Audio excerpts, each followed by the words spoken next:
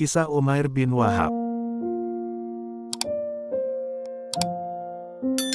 Setelah Perang Badar usai, kaum muslimin menawan sejumlah pasukan musuh. Di antara orang-orang Quraisy yang tertawan adalah seorang yang bernama Wahab bin Umair bin Wahab al-Jumahi. Ayahnya, Umair bin Wahab al-Jumahi, adalah pahlawan Quraisy dan seorang yang sangat memusuhi Rasulullah. Yang membuat Umair sangat sedih, putra kesayangannya, Wahab, kini ditawan pasukan kaum muslimin. Bagaimana nasib anaknya di tangan pasukan lawannya? Pikirannya selalu gelisah. Setiap hari, siang dan malam Umair selalu resah dan gelisah. Pikirannya selalu melayang ke buah hatinya yang sangat disayanginya itu. Pada suatu hari ia duduk-duduk bersama sahabat karibnya, Safwan bin Umayyah, seorang pemuda anak seorang pemimpin Quraisy. Saat itu Safwan juga sedang dalam duka yang mendalam karena ayah kesayangannya mati di Perang Badar. Kedua orang yang sedang dalam duka ini berkumpul dan berbincang-bincang mengenai langkah apa yang seharusnya dilakukan. Di dekat Ka'bah, Umair dan Safwan duduk termenung bersama, lalu keduanya selalu menyebut nama pahlawan-pahlawan Quraisy yang terbunuh di Badar. Di tengah kesempatan itu Safwan berkata, "Demi Allah, tidak ada kehidupan yang lebih baik sesudah mereka kini, sesudah kematian pahlawan-pahlawan Quraisy." "Demi Allah, memang begitu," timpal Umair. "Amat benarlah katamu itu wahai Safwan. Demi Allah, seumpama aku tidak punya pinjaman yang banyak, yang kini aku belum dapat melunasinya. Dan seumpama aku tidak punya banyak anak yang selalu aku khawatirkan, makanya jika aku tinggal mati, niscaya aku datang kepada Muhammad, dan aku bunuh dia.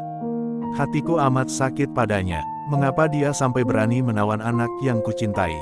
Sebagai sahabat yang baik dan didorong oleh rasa dendam yang sama kepada seorang Muhammad, Safwan berkata, "Ah, kalau betul-betul kau hendak membunuh Muhammad, aku sanggup membayar lunas semua pinjamanmu. Adapun anak-anakmu biar bersama anak-anakku dan orang-orang yang jadi tanggunganku. Akulah yang menanggung makannya selama aku masih hidup."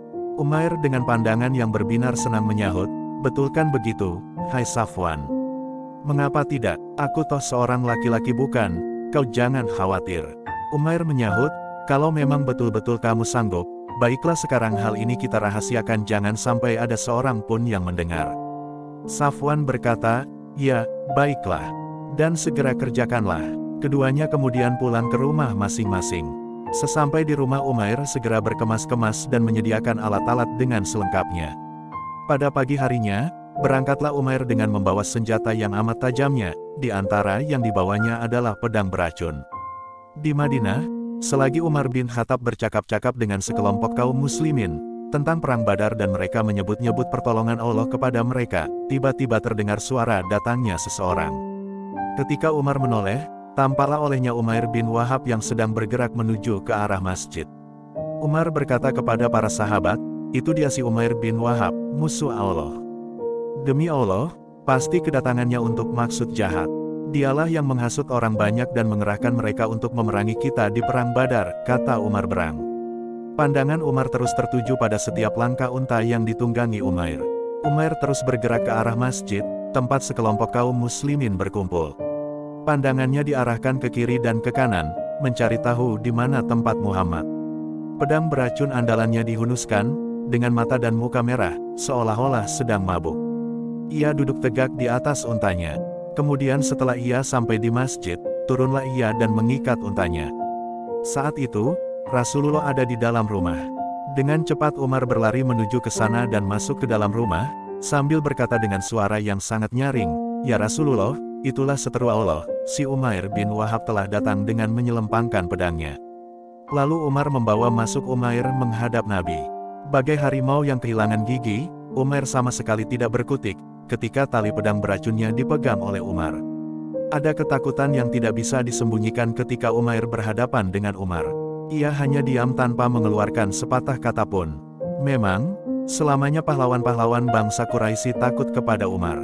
Sesampai di hadapan Nabi, lalu beliau bersabda, "Lepaskanlah dia, wahai Umar." Umar segera mematuhi perintah Rasulullah. "Selamat pagi untukmu, hai Muhammad," kata Umair. Ucapan penghormatan seperti itu adalah seperti yang lazimnya dilakukan masyarakat jahiliyah. Lalu Rasulullah bersabda, "Sesungguhnya Allah telah memuliakan kami dengan suatu ucapan kehormatan yang lebih baik dari ucapanmu itu, hai Umair. Penghormatan itu ialah salam." Selanjutnya Nabi bertanya kepada Umair, "Hai Umair, sesungguhnya kamu ini datang kemari untuk apa?" Ia menjawab, "Ya Muhammad, aku datang kemari ini hendak bertemu dengan anakku yang sekarang ada di tanganmu." Nabi berkata, "Tidak, yang benar saja. Kamu jangan berdusta." "Betul, ya Muhammad," jawab Umair. "Sesungguhnya aku hendak bertemu dengan anakku, dan aku hendak meminta kepadamu supaya engkau berbuat baik kepadanya." Nabi berkata lagi, "Apa gunanya pedang yang kamu bawa itu? Pedang ini tidak ada gunanya sedikit jua pun bagiku. Mudah-mudahan Allah menjelekkan pedang ini," jawab Umair. "Bukan begitu, ya Umair, adakah kamu membenarkan, jika aku mengatakan segala apa maksudmu datang kemari?" "Aku tidak datang kemari melainkan untuk itu, Muhammad," katanya lagi. Nabi dengan tersenyum lalu berkata, "Ah, tidak begitu, mesti ada maksud lain yang kamu simpan. Cobalah dengarkan, beberapa saat yang lalu, kamu duduk bersama-sama dengan Safwan bin Umayyah di Hijr, lalu kamu dan Safwan menyebut kaum Quraisy yang tertanam semuanya di sumur Badar. Selanjutnya, kamu berkata begini dan begitu, dan Safwan juga berkata begini dan begitu. Lantas kamu menyahut begini, bukankah begitu?" Keterangan Nabi sedikit pun tidak berselisih dari apa yang diperbincangkan oleh Umair kepada Safwan pada waktu itu. Umair lalu bertanya, "Ya Muhammad, mengapa engkau tahu begitu jelas, padahal waktu itu tidak ada seorang pun yang tahu?" "Tentu saja aku tahu, karena ada yang memberitahukan kepadaku. Dan betulkan semua yang kukatakan itu." Saat itu, benih kebencian yang semula ada, berubah menjadi kagum terhadap sosok Muhammad. Dan seketika itu juga Umair mengucapkan dua kalimat syahadat. "Aku bersaksi bahwa sesungguhnya Tuhan itu pesuruh Allah. Sungguh aku dulu mendustakan engkau Muhammad, dengan segala apa yang telah engkau datangkan dari langit, dan segala apa yang diturunkan atas engkau. Perkara yang engkau katakan tadi, sungguh ketika aku bercakap-cakap dengan Safwan, tidak ada seorang pun yang tahu, melainkan aku sendiri dan Safwan.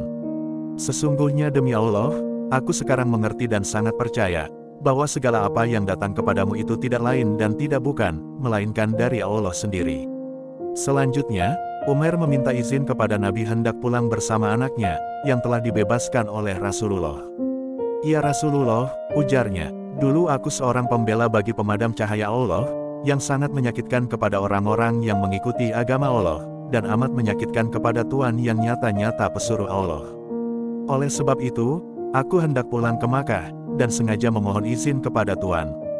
Di Makkah akan kusampaikan kepada kawan-kawan Quraisy, supaya mereka ikut kepada utusan Allah dan Rasul-Nya. Supaya mereka memeluk Islam, mudah-mudahan saja mereka mendapat petunjuk dari Allah. Dan jika tidak suka mengikuti, aku akan menyakiti mereka sebagaimana aku dulu menyakiti sahabat-sahabat Tuhan." Darah syuhada telah mengalir ke dalam setiap sel tubuh Umair. Dengan semangat kepahlawanan, ia berusaha ingin menutupi segala kesalahan dan dosa yang telah diperbuatnya di masa jahiliyah kemarin.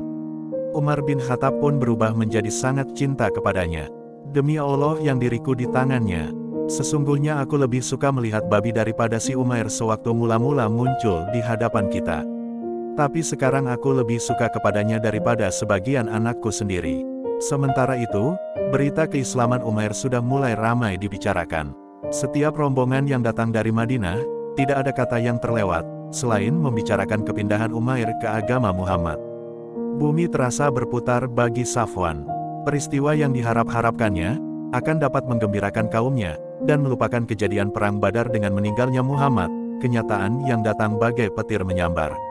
Sesampai di Makkah, Umair dengan sungguh-sungguh berseru kepada kaum musyrikin Quraisy, terutama kepada Safwan.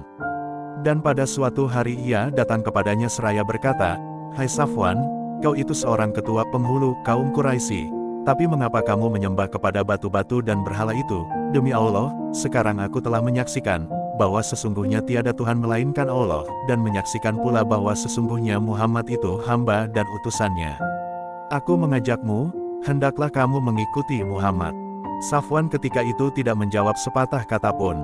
Ia sangat marah kepada Umair. Ia bahkan bermaksud akan menyerangnya karena merasa dikhianati.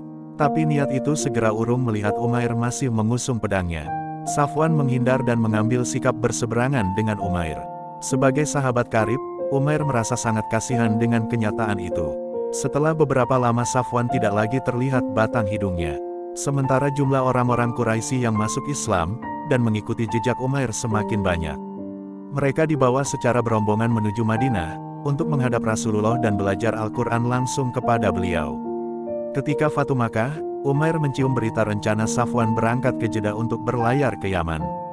Ia akan melakukan bunuh diri dengan terjun ke laut, karena diburu rasa takut kepada Nabi Muhammad. Umair kemudian menghadap Rasulullah dan mengadukan akan hal ini. Umair berkata, "Ya Nabi Allah, sesungguhnya Safwan itu adalah penghulu kaumnya. Ia hendak pergi melarikan diri dengan terjun ke laut karena takut kepada Anda. Maka mohon Anda beri ia keamanan dan perlindungan, semoga Allah melimpahkan karunia-Nya kepada Anda." Jawab Nabi, "Dia aman." Umair pun segera pergi mengejar Safwan yang hendak berangkat berlayar. Sembari membawa sorban yang dikenakan Rasulullah ketika memasuki kota Makkah, ia menunjukkannya kepada Safwan sebagai jaminan. Umair mengatakan bahwa Rasulullah bersedia menjamin keamanan dan perlindungan kepadanya. Karena belum yakin, Safwan akhirnya diajak menghadap Rasulullah. Sejak saat itu, Safwan mengucapkan 2 kalimat syahadat, mengikuti jejak yang telah ditempuh oleh Umair bin Wahab al-Jumahi. Umair pun melanjutkan perjalanan hidupnya yang penuh berkah. Ia berjuang menegakkan agama Allah, untuk melepaskan umat manusia dari kesesatan, dan mengeluarkan mereka dari kegelapan kepada cahaya yang terang benderang, Islam.